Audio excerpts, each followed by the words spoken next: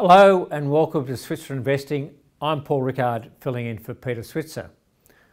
Well, it's certainly been a pretty interesting start of the year. A really strong January, followed by a pretty tepid February as we get into that debate between central banks. Are they going to keep increasing rates?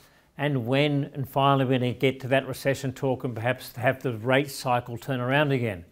Clearly, at the moment, the central banks seem a little more concerned about inflation and interest rates than does the market, and hence the markets are being, I guess, a little bit overly cautious. Certainly the reaction we've had to reporting season, which kicked up a couple of weeks ago in Australia, has also been a bit lukewarm. Not too many big rallies, but certainly a couple of stocks have got sold off pretty hard on the news. Now in tonight's program, I start off with Adam Dawes from Shaw & Partners, and Adam talks about reporting season, plus some special situation stocks are in terms of AGL, Origin, and a stock he really likes, and so do we in terms of the China trade. And then finally, we have Michael Gabel from Fairmont Equities.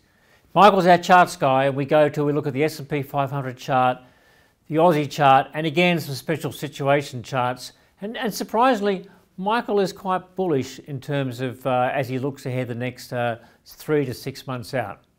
First up, Adam Dawes from Shaw & Partners.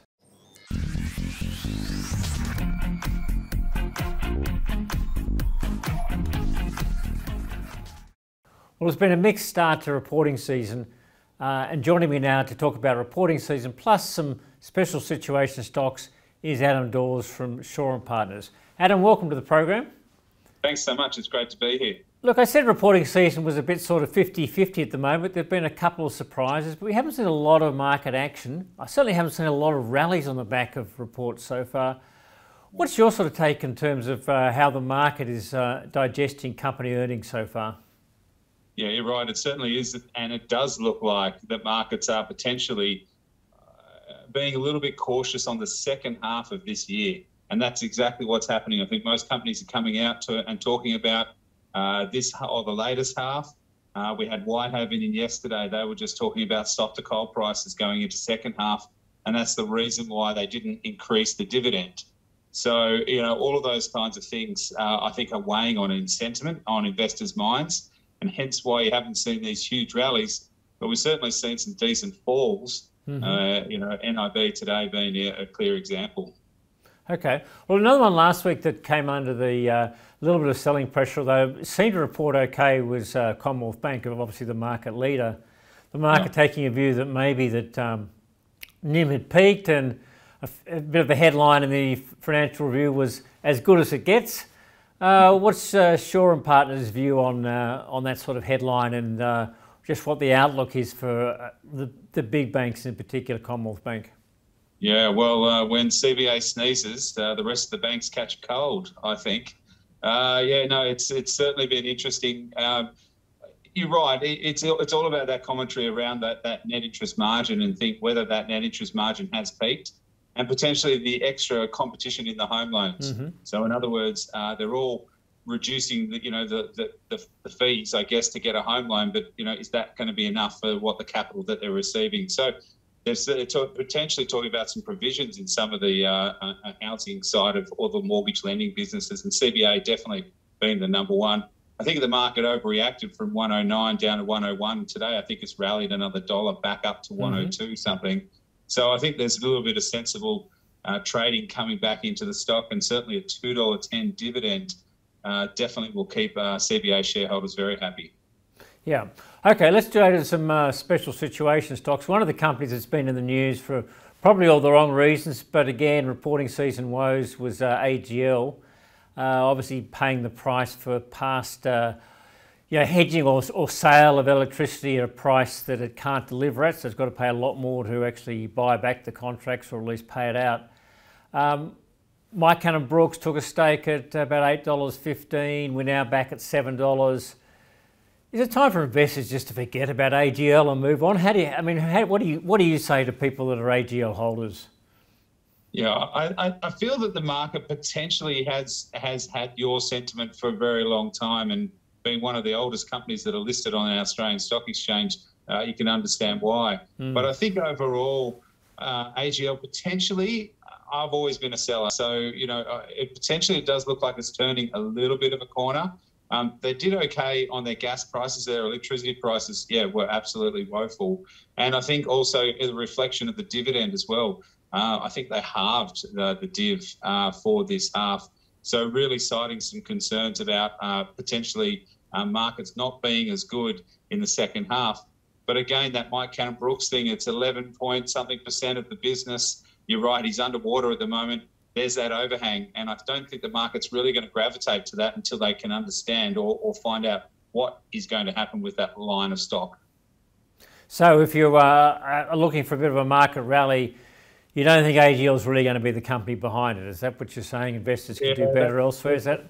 Well, better elsewhere, and I guess its nearest competitor being Origin. That they actually came out with a special dividend and actually updated and actually, yeah, did really well. Sorry, Origin didn't do a special dividend. I'm thinking about Newcrest.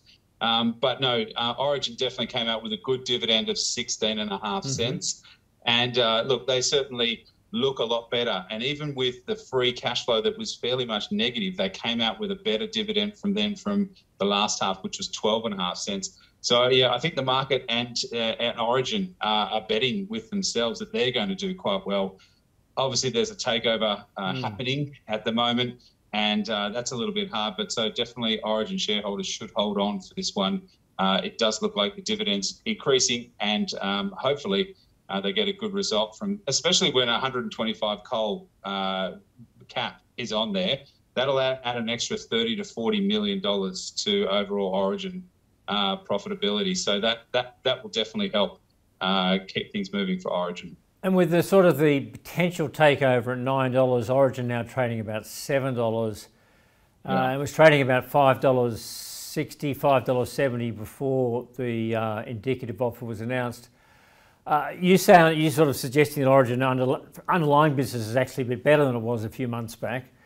But is the takeover premium almost out of it? Is that the market sort of almost discounted that and saying, well, even if it does go ahead, foreign investment review board approval, potentially treasurer approval, in a market where people are talking about, you know, the Greens are out there talking about all these profits that are being made by the resource companies. Are they really going to let one go offshore? I guess that's what the market's saying, is it?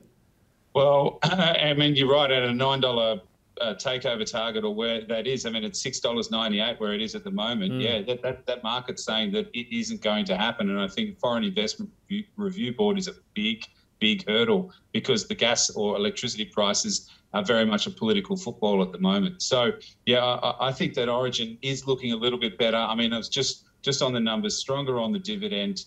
They guided to the upper end of their guidance, where AGL obviously wasn't. So just, it does feel like they're putting all their ball, putting everything in the corner and then saying, okay, let's go for it. So, yeah, you've got to back that, I think, a little bit. And even if FIRB does go ahead, as you say, there's still more regulatory approvals to go through. So it could be a long and windy road. Okay. Let's move on to another sector that's been a bit in the news, is the gold sector. And so we've seen, again, an offer made for Newcrest, which the board seems to have rejected. We've seen Northern Star have a big rally and come back down. Let's talk about Newcrest. Maybe the offer goes ahead, maybe it doesn't. Where do you sort of see the gold stocks at the moment? Well, certainly I think the gold price has had a good 3 months, even 6 months, and that, potentially that tailwind is still going through. Obviously, Newcrest getting a bid from Newmont is a big deal, and it certainly looks at, Newcrest has got the longest life of all of its mines than anyone else in the world of majors. I think average life is 22 years. So these big guys, as well as Barrick and Newmont, need to get together. They have gotten together on a couple of mines in America just to save costs, but they also then need to find these projects that are going to have these long life. And certainly Newcrest fits the bill, low cost producer as well as a long life. So it is perfect. Now, Newcrest has obviously rejected the bid, but what they did say is, we're going to leave the door a little bit of ajar here, and we're going to allow you to come in for some non-public information, just to give you an idea of what's going on, so potentially you can make a more informed bid. So that offer by no means is off the table, is it? If they're saying that, I mean, you would expect them to presumably come back again when they've seen that non-public information so that they can make a higher bid.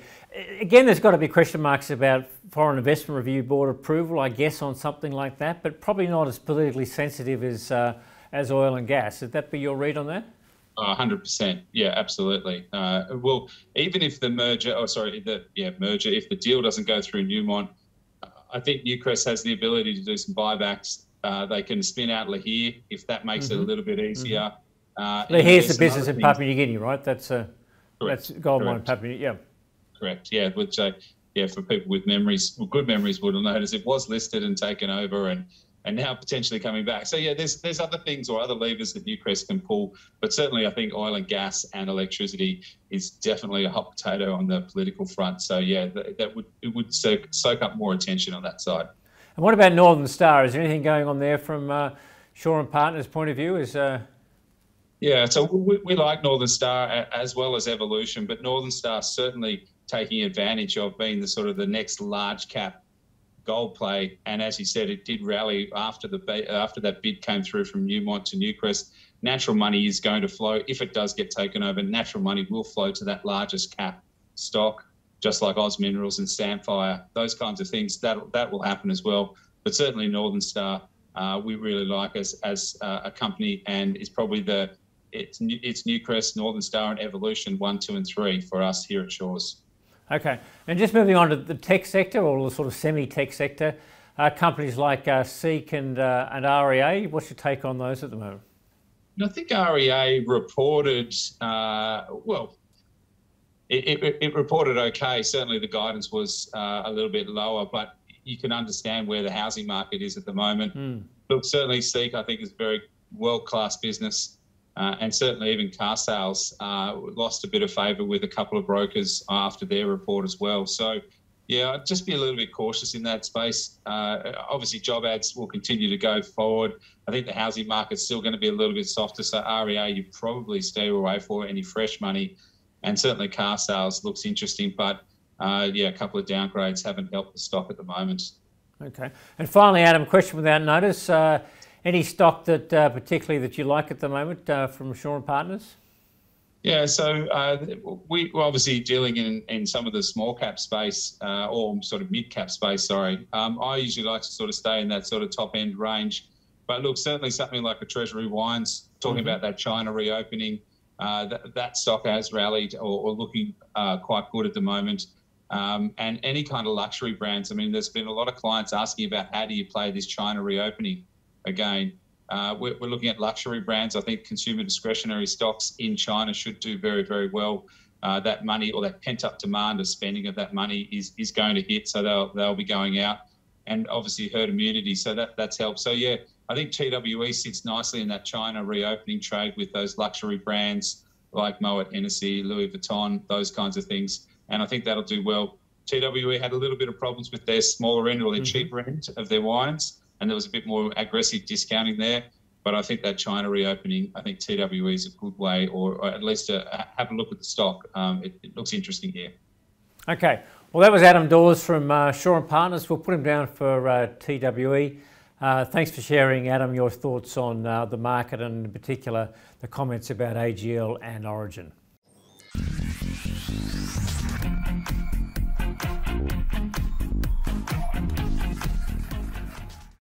Joining me now is Michael Gabel, who's the Managing Director of Fairmont Equities. Michael, welcome to the program. Thank you.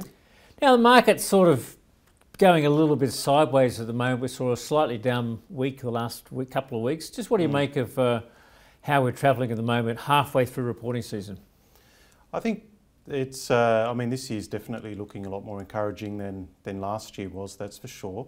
I think the negative that we've seen over the last couple of weeks is, I guess, a bit of a reset in interest rate expectations. So we've started the year expecting maybe only one more rate rise, but now it's pretty clear we may well get a few more. So that's caused it's caused a bit of negativity to enter the market. But when I look at the way the market is trading, it doesn't look too bad, to be honest. So I think any negativity we're going to see could potentially be just in the short term. And presumably that won't be resolved for some months yet in terms of just how hard the Fed or the RBA go. That's certainly what's sort of the market seems to have taken a view that perhaps it's not going to be just an easy story that we've peaked and rates will come down later in the year. Maybe it's going to be a bit higher first. Is that sort of what we're sort of seeing playing out at the moment? Yes, I think that'll cause the market to generally chop around for a few months. Probably make no progress, real progress, until some of that uncertainty is resolved. So it might take another couple of rate rises and another couple of CPI numbers for the market to get a bit more comfortable as to where we head from here. But I think we're in a much better place than end of last year, where I think there was a lot more uncertainty compared to what we have now, and every time the market would have a bit of a rally, it would get sold off pretty sharply. I'm just not seeing that at the moment. Well, let's look at the benchmark market, which of course is the US S&P 500. Great start in January, a couple of small downward weeks. Let's go to the charts, Michael, and maybe you can take us through what you're seeing at the moment in the US. Sure. So we've got the daily chart here of the S&P 500. Now, what it's doing at the moment, graphically, is basically showing us what I just described earlier, where we're not getting this sharp sell-off. So if we have a look at prior occasions where the market peaked, it would run up to a certain level, and then you see a very sharp sell-off. So you've got days where it gaps down, it's closing on its lows. We could see that again here. Yep. Here, even in mid-December, when the Bank of Japan raised their reference rate there, the market got a bit scared, and we've basically got situations where the market's doing this sort of shoot first, ask questions later selling, whereas at the moment what we've done is we've gone to we've surpassed this high here, but we're not getting the sharp sell-off. So we're getting something that's a little bit more what we refer to as corrective. So days are overlapping, the sell-offs aren't too deep. Even last Friday it rallied off the lows. So to me this is a little bit more orderly, which is great. That's not to say the market can't go lower, but I'm just not seeing a situation where we have these sharp sell-offs. So what that's telling me is we don't need to be as protective as we were back here. If anything, you'd be looking for weakness to slowly dry up, and then you'd be looking for buying opportunities. So it's almost you say it's a buy the dip market, or are we sort of too early to conclude that? It's getting closer to that, right, from what I could tell looking at the price action. And that follows a very strong January and not really wanting to sell off in February, despite some of the news about interest rates and the inflation story. Well, that's the US market, and where the US market goes, the Australian market tends to follow. So, Michael, we're seeing the same story with the Australian market? So our market has been a little bit different to the US market all year. Of course, the US market has fallen quite a bit over the course of 2022. Our market has held up pretty well, although when you look at this chart, it took the scenic route to hold up pretty well, of course. The disconnection between our market and the US market was definitely evident in January, where the US market did meander higher. We had this huge rally, and as we could see, we went from just under 7,000 to levels above 7,500 pretty quickly. So, look, this move was very sharp, meaning that the pullback was always going to be a little bit sharper than the US market, and that's what we're seeing here, a bit of a sharper pullback. But I do think that the environment for the market and the economy is much better than it was a few months ago. Therefore, I'm not expecting this pullback to develop into something much deeper down here. When I look at individual stocks in our market, again, we don't have this indiscriminate selling, where, if we recall last year, there were plenty of days where it just felt like everything was dropping. There was just no buying support whatsoever. When I look at our market day by day, I'm seeing some sectors are down, but then others are up. And I'd characterise the last couple of weeks as more of a lack of strong buying as opposed to really strong selling and individuals just dumping stock. So that's a positive. So the pullback at the moment is a bit orderly.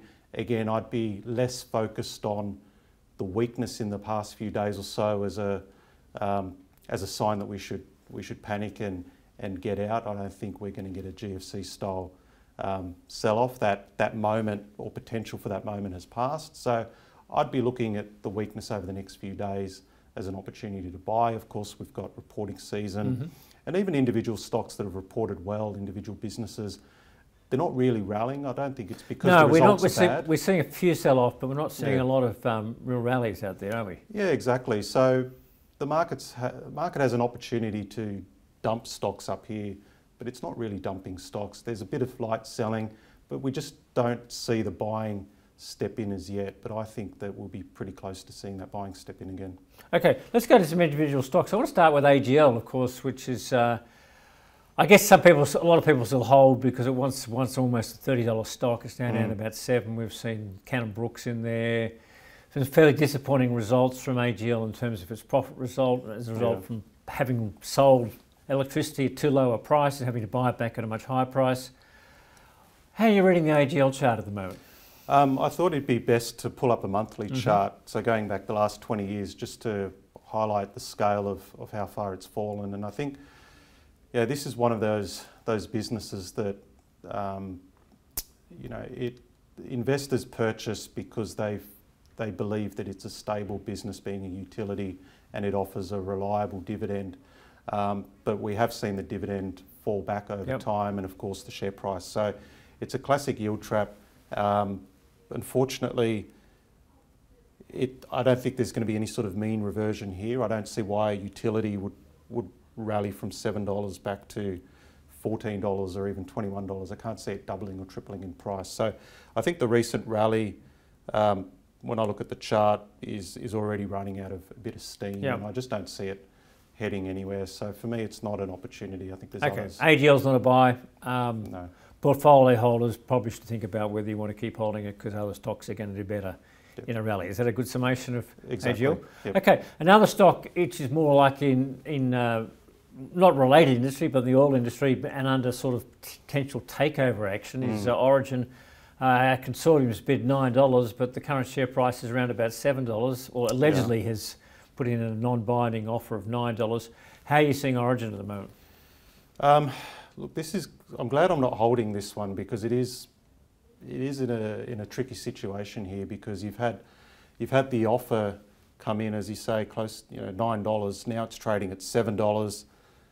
Before the offer, it was trading just under $6. So it's already given up a lot of that premium, and now you're basically punting on whether it all goes through and you make money, or it falls through and you lose another, 10-20%. So I'd be inclined to be cautious and sell it here. And I think maybe sell half or something, just to take or lock in some profit. I think at least take something off the table. I think, generally when these takeover offers come through, I'm happy just to sell on the news on that day, just in case you get a situation like this. Or as we saw with Ramsay Healthcare, when the offer fell, not only did it go back to where it was, it went even lower. So, Newcrest recently, we sold that, the Oz Minerals on the first day.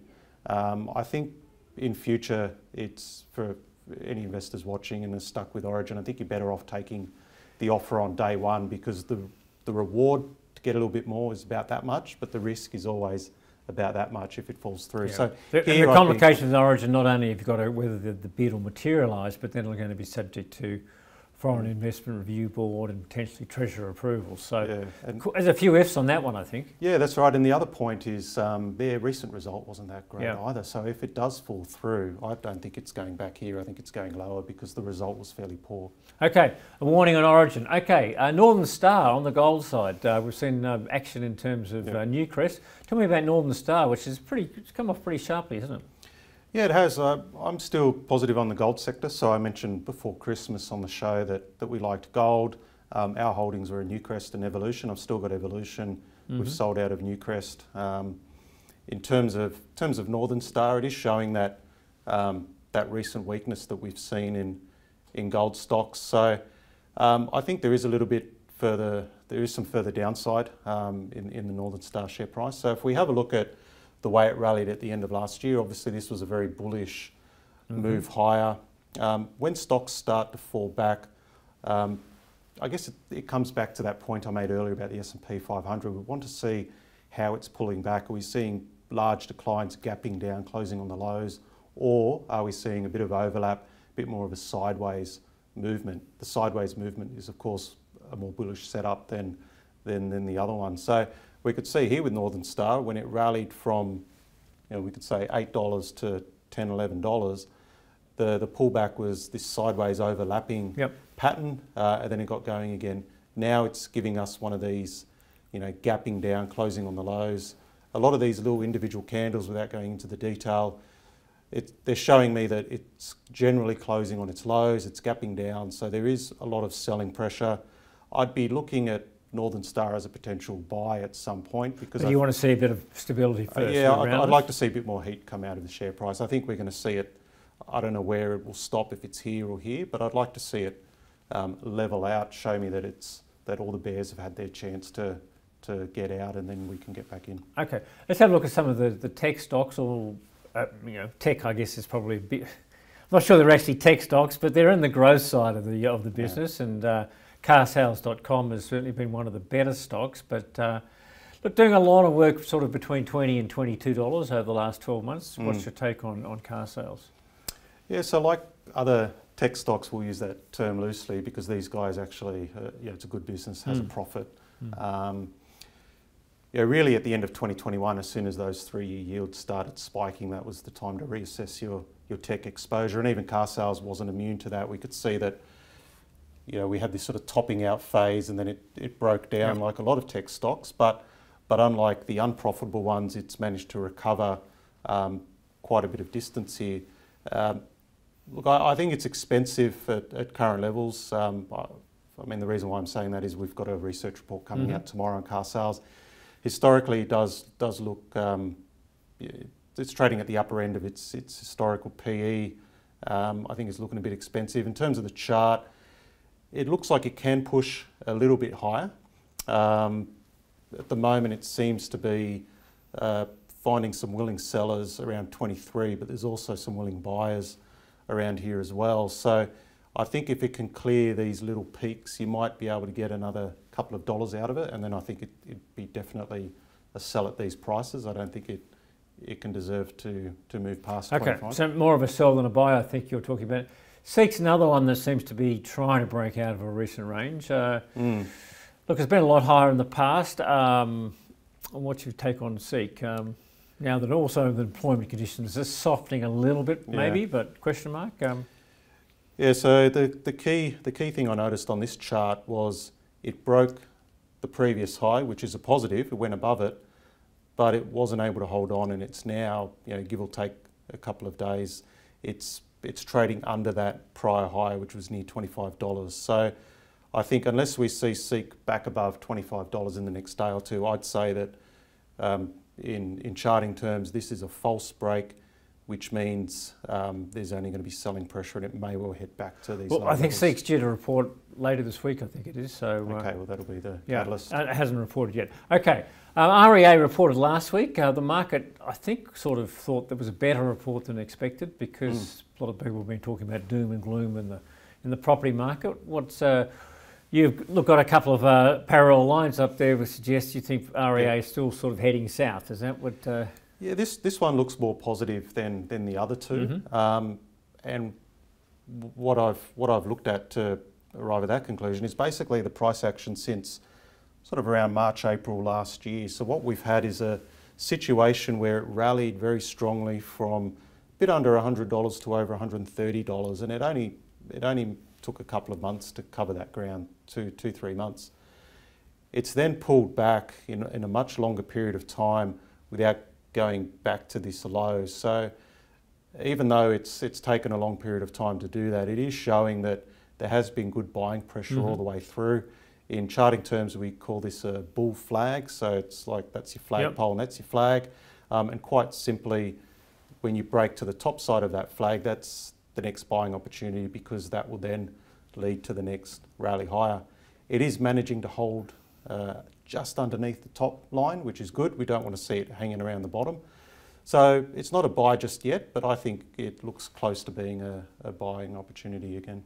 Okay, changing again, another chart for Treasury Wine Estates. They reported last week the market was not overly impressed with the report, but seems to have been bought back fairly strongly and had been bought in the lead up to the report. So is this, I guess, a part of the challenge with Treasury is seen very much as a bit of a play on China, but it has a big portfolio in the US of some very important brands in terms of wine. So what's the chart telling you on Treasury wine estates? I don't have a clear decision on this one yet as to what it might do. I mean, we've generally had this uptrend leading up into the result.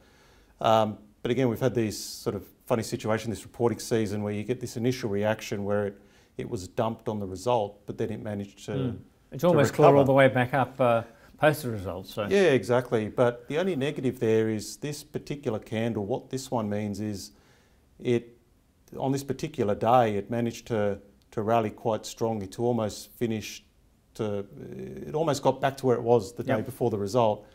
But then by the end of the day, it fell all the way back down again. And even though it is up a bit today, I'm just unsure what that means. Is that clear rejection there, or have we got some clear buying here? I'm quite neutral on this one. I think it doesn't help that the broader market is just lacking buying support. So I think if the market, if at an index level, can start to show a bit of buying support and positivity again, then look at this and see what it can do. If it can recover, then that's great. But if this continues to slide back in a rising market, then I'd be concerned. Okay, and finally, Michael, to a stock that you nominated before the show, a stock that you like, and that's Whitehaven Coal, I should say. Yeah, I think this one's at a very interesting level. I mean, in terms of the line in blue, we might just explain. That's the So this is going back a bit over a year now. Whitehaven Coal. The blue line is the 200-day moving average, and as we could see over time, as it's trended higher, we had this period here in the middle of the year where it really detached from that line, and basically it just rallied too strongly. So it had to consolidate the move, sort of pulled back sharply here, rallied. But now this pullback, to me, it looks like it's the momentum's starting to taper off. It's thereabouts at that line. Look, this is one that I picked up a couple of weeks ago on the bounce just above, the bounce around just above $8 for my clients. Look, it is down since I bought it a couple of weeks ago, but we just have a bit of a soft market. But you know, it's right back to that 200-day moving average, which should offer some support.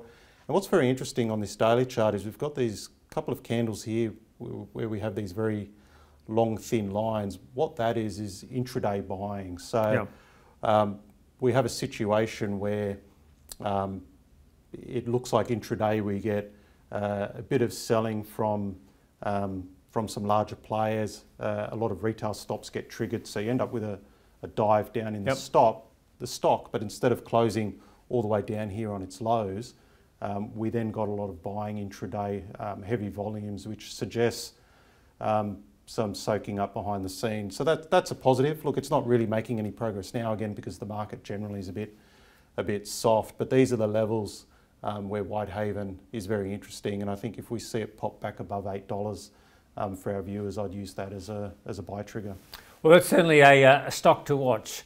That was Michael Gabel. He's the Managing Director of Fairmont Equities.